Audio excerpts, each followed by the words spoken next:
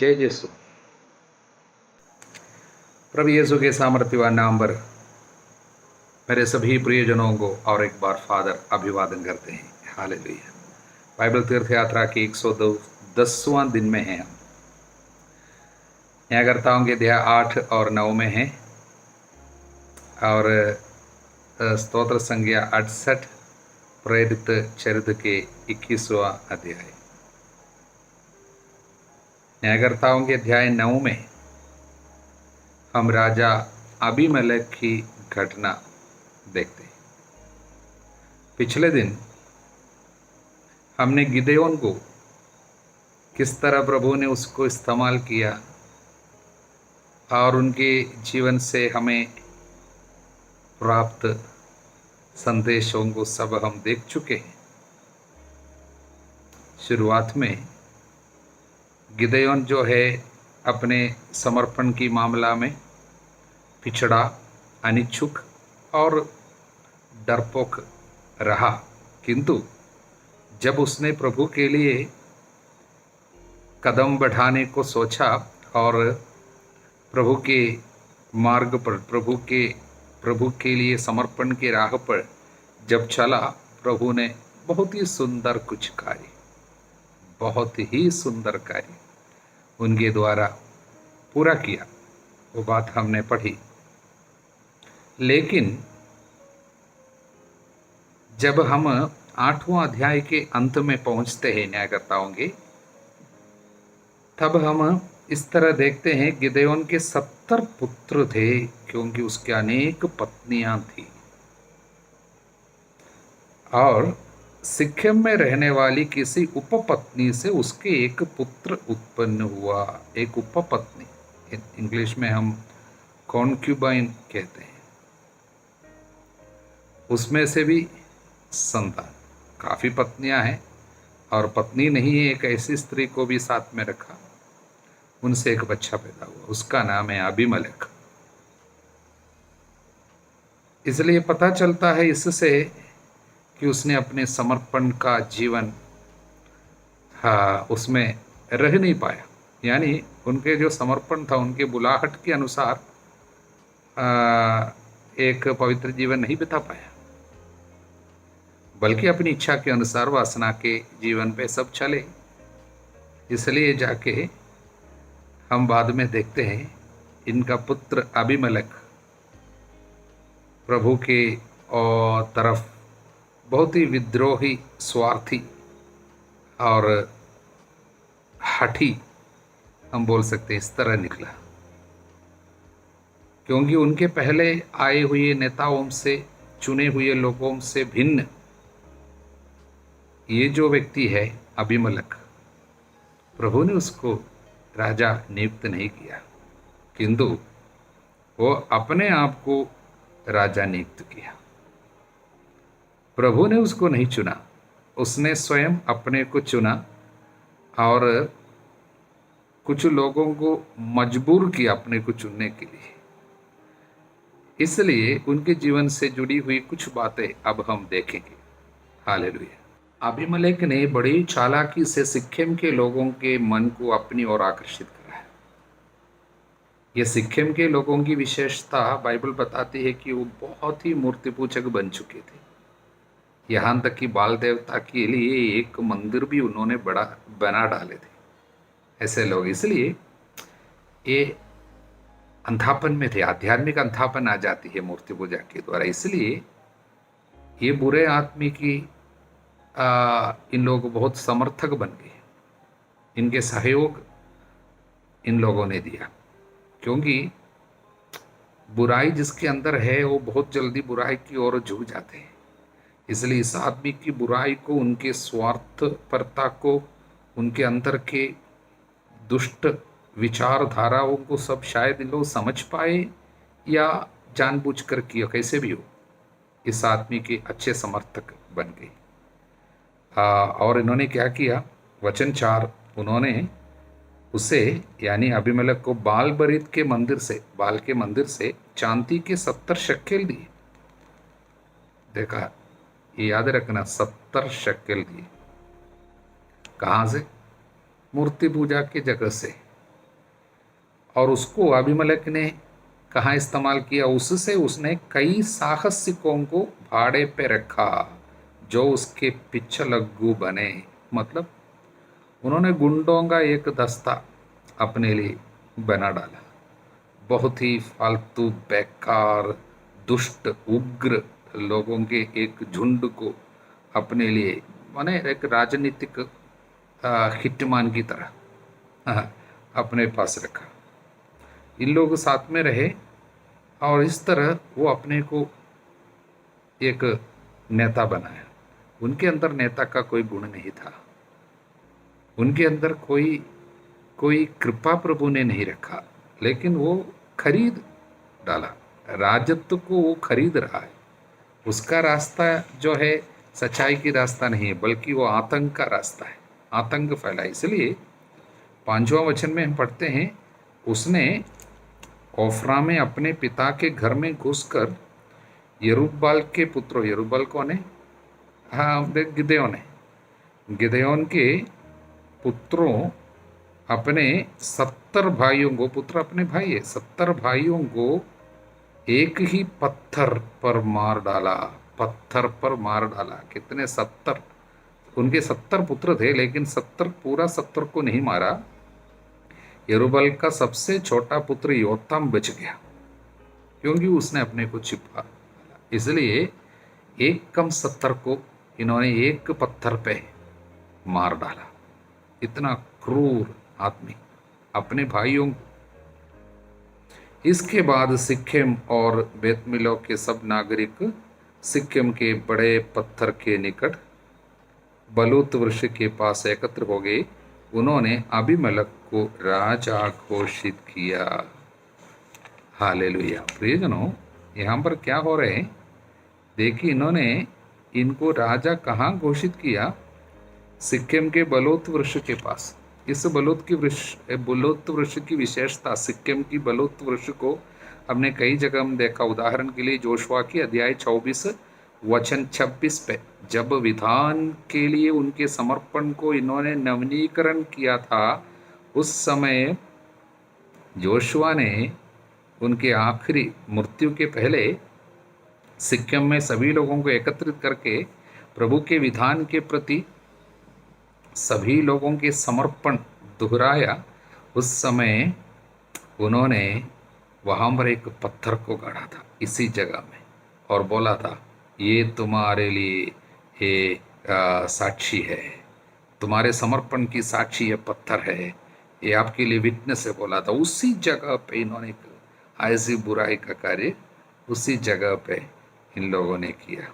प्रियजनों, इस अबीमेलेक के जीवन से ये घटनाएं अभी जो 9वां अध्याय पे हम देख रहे हैं, हमें मुख्य रूप से 5 संदेश मिल रहे हैं। उन संदेशों को हम जरा देखें। पहला संदेश यही है, एक चुने हुए व्यक्ति प्रभु के प्रति समर्पण जब खो देते हैं, उसके द्वारा बहुत भारी संकट देश पे और उनके परिवार पर भी आ जाती है। हम गिदयोन की बात कह रहे हैं। गिदयोन जब प्रभु के प्रति समर्पण में रहा, कितनी सुंदर रीति से प्रभु उन्हें आशीर्वाद का माध्यम बनाया, हमने देखे हैं। लेकिन वही आदमी जब अपने समर्पण को खो दिए, हमने देखा अपने मनमानी आचरण किया, यहाँ वहाँ से बच्चा पैदा किया, तब जाकर क्या हुआ? उनकी वो समर्पण की कमी उनके लिए, उनके परिवार के लिए खतरा और देश के लिए बहुत बड़ी तकलीफ लाते हैं। उनके सारे संतान मारे गए, और एक लड़का जो है वो अबीमेलेक बहुत भारी संकट पैदा करता है देश में।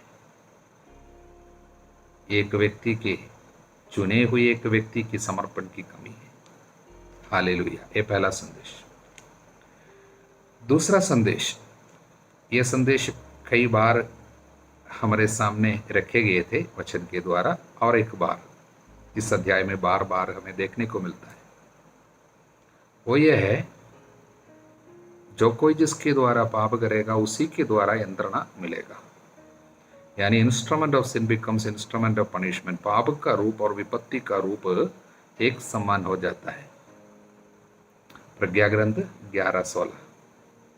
यहाँ पर ये कैसे उतरता है देखेंगे। सिक्किम के लोग इस आदमी को बढ़ावा दिया, अबीमेलेक की बुराई का साथ दिया।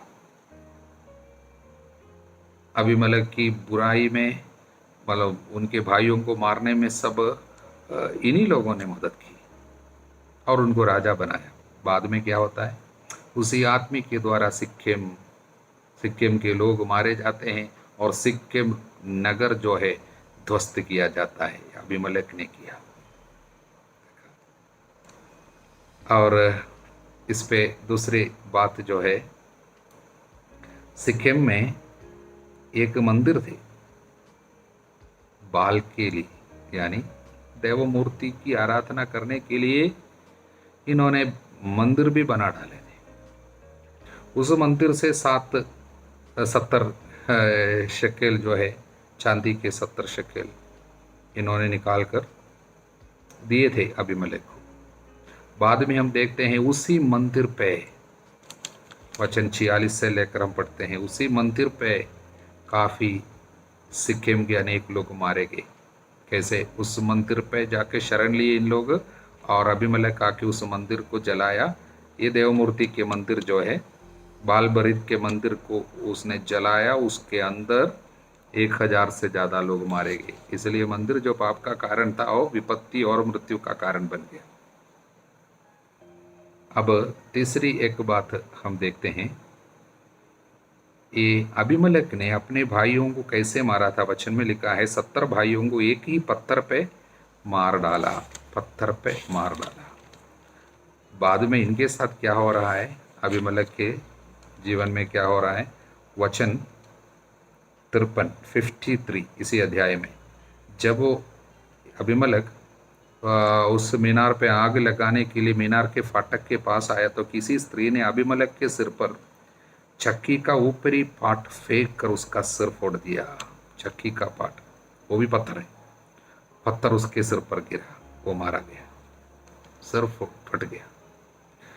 पत्थर पे ही उसने अपने भाइयों को मारा था, वो पत्थर से ही वो मारा जाता है, ये बाई चांस नहीं है।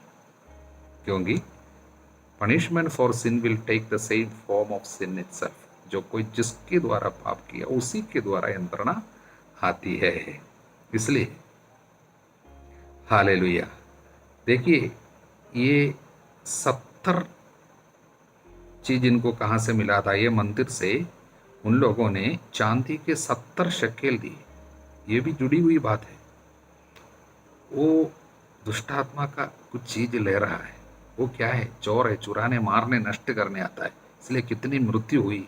इसने 70 लोगों को मारने के लिए गया था, उसमें 69 लोगों को ही मार सका। एक लड़का जो है सबसे छोटा वाला, उसका नाम है योताम, वो बच गया, तो केवल 69 मारे गए। लेकिन इन्होंने कितना शकेल लाए थे, 70। अभी 69 को इन्होंने मारा और 70वां कौन था, स्वयं, उसका सर फट गया। ऐसा है। इसलिए ये पाप विपत्ति में बदल जाती है, यही बात हम देखते हैं। और एक चीज इस अध्याय पे हम देखते वो ये है, देखिए, ये जो पत्थर से इनका सिर जो फट गया था, इसका एक और अर्थ है। कारण क्या है, बाइबल में हम वचन में ये पढ़ते हैं, चक्की का ऊपरी पार्ट फेंक उसका सिर फोड़ दिया, सिर फट गया उसका। ये वही सिर है जिस पे उसने ताज स्वयं रखा था, यानी मुकुट, राजा का मुकुट उसने स्वयं रखवाया था, प्रभु ने नहीं रखा था। बाइबल में बाद में बाकी जगह में सब प्रभु राजा बनाता, अधिकार प्रभु देता, लेकिन इसने स्वयं अधिकार लिया। चालाकी से उन लोगों के द्वारा राजा वो स्वयं बना, और जिस सिर पे ताज पहनने के लिए वो आतुर रहा, जिस सिर पे उसने मुकुट रखा था, उसी सिर फट गया। हालेलुया। और वचन में हम देखते हैं जहाँ पर जोशुआ ने साक्षी के रूप में, गवाह के रूप में एक पत्थर गाढ़ा था, उसी जगह पे इन्होंने इनको राजा बनाया था। पत्थर रखा था वहां पर, वो पत्थर उसके सिर पर पड़ा, क्योंकि समर्पण के चिन्ह के रूप में वहां पर पत्थर गाड़ा था। हमने देखा था वो जोशुआ के 24वां अध्याय में। उसी जगह पे उनके सिर पे उन्होंने चालाकी से इन लोगों को सब फंसा के इन्होंने मुकुट लिया था, और उसी के सिर पे पत्थर पड़ गया और सिर का सिर फट गया। इससे एक प्रतीकात्मक रूप से प्रभु क्या चेतावनी देना चाहता है? हाँ, जो मेरे साथ नहीं बटोरता वो बिखेरता है। मत्ती के सुसमाचार में हम इसको देखे हैं। मत्ती के सुसमाचार में 12:30 में लिखा है, जो मेरे साथ नहीं बटोरता बिखर। इसलिए वो स्वयं राजा बना, वो बिखर गया, उनके सिर को फटने दिया। इसलिए प्रभु ने ये घोषणा किया, मैंने इसको राजा नहीं बनाया, इसका राजत्व मुझसे नहीं है। इसका प्रतीक है। हालेलुया। अब हम तीसरा संदेश देखते हैं। तीसरा संदेश यह है कि हमें अपने घमंड से सावधान रहना चाहिए। दंभ, घमंड, ईगो क्या है? वचन कहता है घमंड विनाश की ओर ले चलता है। सुक्ति ग्रंथ के अध्याय 16 वचन 18 में हम पढ़ते हैं, घमंड विनाश की ओर ले जाता है, अहंकार पतन की ओर ले जाता है। कई जगह में वचन में लिखा है, अध्याय 16 वचन 5, प्रभु को घमंडी से घृणा है, अंत में निश्चय ही दंड मिलेगा। घमंड जो है अनंत मृत्यु को लाता है, इटर्नल डैमेनेशन। इसलिए हम यहाँ पर क्या पढ़ते हैं कि आदमी जब उसके सिर पे ये पत्थर पड़ा, पत्थर फेंका गया और ये मरते जा रहे हैं, मर रहे हैं, तुरंत मरा नहीं, थोड़ा सा समय इनको मिल गया। सिर तो फट गया था, बहुत घायल हो गया, बहुत ही भयानक रीति से, और उसको समझ में आया मैं मर रहा हूं। तब इसने क्या किया? वचन 54, उसने तुरंत अपने शस्त्र वाहक सेवक को बुलाकर आज्ञा दी, तुम अपनी तलवार निकालकर मुझे मार डालो, जिसे कोई मेरे विषय में यह न कह पाए कि उसकी हत्या किसी स्त्री ने की। देखिए, उस समय भी वो उसके नाम के बारे में सोचता है। मरने के बाद मेरे बारे में लोग ऐसा न बोले कि मुझे कोई स्त्री ने मारा है, क्योंकि स्त्री के द्वारा मारा जाना बोलने से थोड़ा सा स्टैंडर्ड कम है, कोई निंदा सूचक बात है, ऐसा नहीं होना चाहिए। उस समय भी उसमें घमंड कार्य कर रहा है, वो अपने नाम के बारे में सोचता, मेरा बदनाम नहीं होना चाहिए। मरने के बाद भी देखा, पछतावा करने का समय है। बीते दिन के कुकर्मों के कारण बारे में सब सोचकर पछतावा करना चाहिए, उस प्रभु की याद करनी चाहिए और उनको पुकारना चाहिए, ईश्वर की दया मांगनी चाहिए, क्योंकि जिनके सामने जाके सारे कुकर्मों के लिए उनको हिसाब चुकाना पड़ेगा। लेकिन उस समय भी वो आदमी घमंड के कारण पछतावा नहीं कर पाया। उनके घमंड ने उनको पछतावे से रोक दिया। अगर घमंड नहीं होता, वो अंत में कम से कम पछतावा करते हुए ईश्वर की दया मांगते, आत्मा का विनाश नहीं हो जाता। लेकिन ये घमंड आत्मा का विनाश कर देता है। इसलिए उसने घमंड के कारण अंत में वो अपने बारे में, अपने रेपुटेशन के बारे में, अपने नाम के बारे में सोचता है, और इस सुपर ईगो है, आदमी को बर्बाद कर देता है। जीवन के अंतिम समय में भी वो अपने घमंड के कारण अपने नाम के बारे में सब सोचता है। इसलिए घमंड आदमी का विनाश करेगा, हमें सावधान रहना चाहिए। यही है तीसरा संदेश। चौथा संदेश जो अबीमेलेक के जीवन से और उनकी घटना से हमको जो मिलते हैं वो यह है, हमें कभी नहीं भूलना चाहिए कि हमारा एक राजा है। वी हैव ए किंग, और उसके राज्य की प्रजा है हम, ईश्वर का राज्य। इसलिए हमें कभी अपने को राजा नहीं बनाना चाहिए, न किसी और को राजा घोषित करना चाहिए। हमारा राज्य प्रभु है, हम उसके राज्य की खोज करने वाले लोग सबसे पहले ईश्वर का राज्य, उसकी धार्मिकता की खोज करो, क्योंकि प्रियजनों उसके राज्य को, उसके अधिकार को हमें जीवन के हर एक क्षेत्र में स्वीकार करने के लिए विनम्रता होनी चाहिए, ह्यूमिलिटी। इसलिए प्रभु ने कहा नन्हे बच्चों की तरह नहीं बनोगे, ईश्वर के राज्य में प्रवेश नहीं करेंगे। विनम्रता चाहिए, उसके अधिकार को स्वीकार करना चाहिए, उसके अधिकार के सामने सिर झुकाना चाहिए। कभी मैं, मेरा, ये सब बोलना नहीं चाहिए। सब उसका है, सब राजा का है, उसके नाम पे है। हालेलुया। इसलिए प्रियजनों कभी अपने को राजा मत बनाओ। Surrender the ownership to the lord, kingship belongs to the lord. इसलिए दुनिया में हमारे पास जो भी धन हो, दौलत हो, नाम हो, काम हो, कुछ भी हो, वो सब हमें पाप क्षमा नहीं दिला सकता। न हमारे जीवन को क्या है कि एक पूर्णता दे सकता, हमारे खालीपन को भर नहीं सकता। केवल वो प्रभु करता है जो हमारा राजा है, उसके पास अधिकार है। इसलिए प्रियजनों योताम ने जो दृष्टांत, पेड़ का, पौधे का दृष्टांत गरासिम पर्वत के ऊपर से चिल्ला चिल्ला कर घोषित किया था 7 से 20 तक।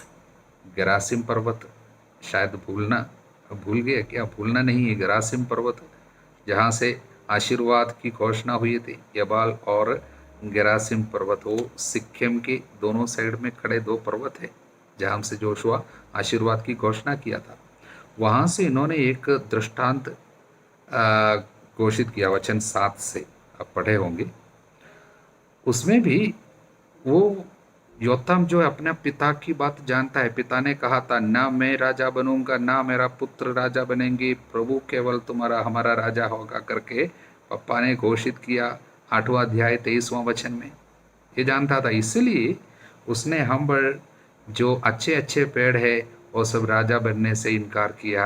यहाँ पर हम देखते हैं, लेकिन केवल जो है कंडीले झाड़ झंझाड़ जो है वही केवल राजा बना। इसलिए अबीमेलेक के बारे में ये लिखा, अबीमेलेक जो राजा बनना चाहा उसका जो चाहत है, इसलिए उन्होंने कंडीले झाड़ की दृष्टांत देते हुए यहाँ पर घोषित किया है। इसलिए प्रियजनों केवल प्रभु हमारा राजा। हालेलुया। 5वां संदेश यही है, प्रभु किसी को भी, कोई भी अधिकारी हो, चाहे प्रभु के शत्रु भी हो, उनको भी अपनी इच्छा पूरी करने में इस्तेमाल कर सकता है। ये बहुत सुंदर एक कार्य है। दुनिया के कितने भी अधिकारी हो, राजा, नेता, जो भी हो, उन सभी लोगों में प्रभु अपनी इच्छा को प्रकट कर सकता है और उनके द्वारा अपनी इच्छा को पूरा कर सकता है। हालेलुया। इसलिए प्रियजनों अबीमेलेक, उनके जीवन प्रभु को प्रिय नहीं था। उनके काफ़ी कार्य, उनकी फैसलाएं, उनके राजा बनने का कार्य सब प्रभु की मर्जी से नहीं थी, लेकिन उस आदमी को, उनके उस बुरे फैसलाओं को सब प्रभु अपने कार्य में इस्तेमाल किया। उदाहरण के लिए सिक्किम के लोग काफ़ी बड़े पापों में थे, मूर्ति पूजा में, और इन्होंने इस बुराई को बढ़ावा दिया। इसलिए उन लोगों के ऊपर उनके पाप के कारण आने वाली विपत्ति को इनके ऊपर लाने के लिए प्रभु इसी आदमी को इस्तेमाल किया। देखिए, सिक्किम के लोगों के ऊपर ईश्वर अपनी न्याय इस आदमी के द्वारा चलाया, उनके पाप के लिए दंड दिया।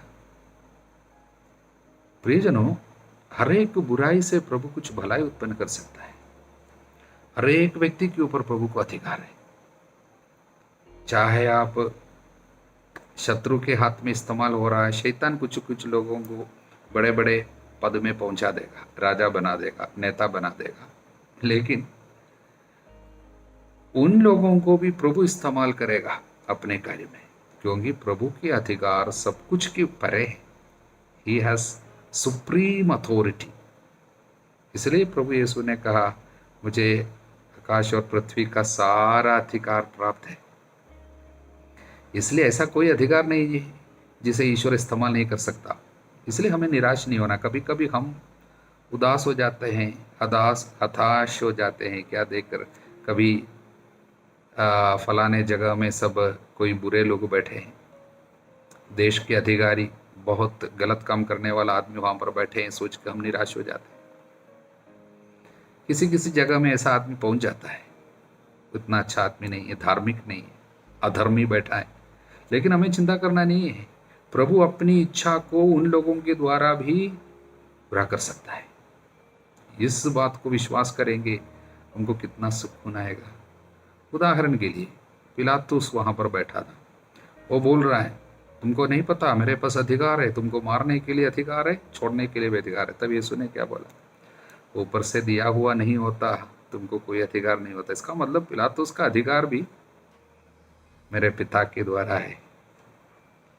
कैफास के बारे में हम सुनते हैं, कैफास प्रभु के बारे में क्या बोला, कैफास ने बोला एक आदमी मरना देश के लिए, लोगों के लिए एक जन का मरना अच्छा है। ईर्ष्या के कारण उसने यीशु के मरने की जो बातें बताई, लेकिन वचन क्या कहता है, वो यूं ही नहीं बता रहा था, बल्कि प्रधान याजक होने के कारण यीशु के बारे में ईश्वर की इच्छा को प्रकट कर रहा था। देखिए, ईश्वर की इच्छा उस आदमी के मुंह के द्वारा प्रकट होगी। वो उतना अच्छा आदमी नहीं था, धार्मिक नहीं था, लेकिन उसका अधिकार प्रभु का था। इसलिए चाहे बुरे आदमी किसी जगह में जाकर बैठे, फिर भी प्रभु उन्हें इस्तेमाल करेगा। इसलिए हमको चिंता करना नहीं। शायद हमारे घर में माता पिता उतने धार्मिक नहीं हो सकता, लेकिन उनका अधिकार प्रभु का दिया हुआ है, इसलिए उनको मानना, आदर करना, प्रार्थना करना, निंदा नहीं करना। इसलिए हमारे किसी भी क्षेत्र में शायद हमारे देश के अधिकारी कोई उतना अच्छा काम नहीं कर रहा हो, शायद हमारे पैरिश के कमेटी या मेंबर्स हो या अधिकारी किसी भी जगह में हो, या किसी भी जगह में आप काम करते हैं, काम करने के जगह में अधिकारी लोग अच्छा नहीं है, आपको निराश नहीं होना है, चिल्लाना नहीं है, उनके विरुद्ध कुछ बुनबुनाने की भी नहीं है। भरोसा रखना प्रभु पे, उनकी इंतजार करना, उनके अधिकार को हमें दावा करना। प्रभु जरूर उन लोगों में कार्य करेंगे। बुराई से भलाई उत्पन्न करने वाला प्रभु है, फिर हमें क्यों निराश होना है। इसलिए प्रियजनों, ये अबीमेलेक के जीवन के द्वारा उनके जो घटना है, उनके द्वारा हमको जो 5 संदेश मिल रहे हैं, हमारे जीवन के लिए बहुत ही लाभदायी संदेश है। अनेक लोगों की चिंताओं से, विशेषकर घर में, या जीवन साथी बहुत खराब व्यवहार करता है, पप्पा बहुत नशा लेता है, इस तरह को सब सोचकर दुखी होने वाले सभी लोगों से प्रभु कहता है, ऐसे लोगों की बुराई से भी मैं भलाई उत्पन्न करूंगा, चिंता मत कर। प्रभु के अधिकार को हमें मानना है, स्वीकार करना है। हालेलुया। स्तोत्र 68 को अब जरा सा देखें। स्तोत्र 68 की विशेषता यह है, इस्राएलियों के हाथ से फिलिस्ती लोगों ने मंजूषा को, प्रभु की मंजूषा को छीन लिए थे, छीन कर ले गए थे। बाद में दाऊद के समय में उस मंजूषा को फिलिस्ती लोग वापस किया, क्योंकि मंजूषा वहां पर ले जाने के कारण फिलिस्तियों के जगह में काफ़ी विपत्ति आई, इसलिए उन्होंने उसको वापस कर दिया। और उस मंजूषा को बाद में यरूशलेम में राजा दाऊद लेके आ रहे हैं, बड़े जुलूस के साथ आराधना करते हुए, नाचते हुए, स्तुति करते हुए लेके आ रहे हैं। इसलिए इस स्तोत्र में हम देखते हैं उस जुलूस को, शोभा यात्रा को सब हम देखते हैं। और एक विशेषता इस स्तोत्र की यह है कि प्रभु योद्धा, विजयी योद्धा, इस्राएल के लिए युद्ध जीतने वाला प्रभु है। इसलिए हमारे शत्रुओं से लड़ने वाला हमारा प्रभु है, वो सेनाओं का राजा है। इसलिए उसकी आराधना हमें करनी चाहिए, उसके अधिकार को हमें मानना है। वो राजा है, वो विजयी योद्धा है, इसलिए हम लोगों को चाहिए कि उसकी आराधना करें, उसकी स्तुति करें। वो हमारे लिए युद्ध जीतता है। इसलिए स्तोत्र 68 में ये सारे संदेश हमको मिलते हैं। हालेलुया। प्रेरित चरित्र के अध्याय 21 में संत पौलुस के तीसरे प्रचार यात्रा का अंत हम देखते हैं।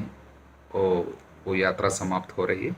उसके बाद वो यरूशलेम की ओर प्रस्थान कर रहे हैं, यरूशलेम जा रहे हैं। तो यरूशलेम जाने के पहले जब पता चला था यरूशलेम में उनके लिए घोर संकट होगी, तब लोग रो रहे थे, उनको वहां जाने से भाई लोग मना कर रहे थे। तो इस अध्याय में एक सुंदर वचन 13, इस पर पौलुस ने कहा, आप लोग क्या कर रहे हैं? आप रो रो कर मेरा मन तोड़ने की चेष्टा क्यों कर रहे हैं? मैं प्रभु ईसा के नाम के कारण यरूशलेम में न केवल बांधने बल्कि मरने को भी तैयार हूँ, ये बोलकर जा रहे हैं। और यरूशलेम में पौलुस की गिरफ्तारी हो रही है। और ये सुंदर बातें सब बाद में फिर से हम लोग देखेंगे, इसलिए हम अधिक विस्तार से उस पर नहीं जा रहे हैं। प्रभु के लिए जो हिम्मत, सहने की हिम्मत, मरने की हिम्मत छोटी बात नहीं है।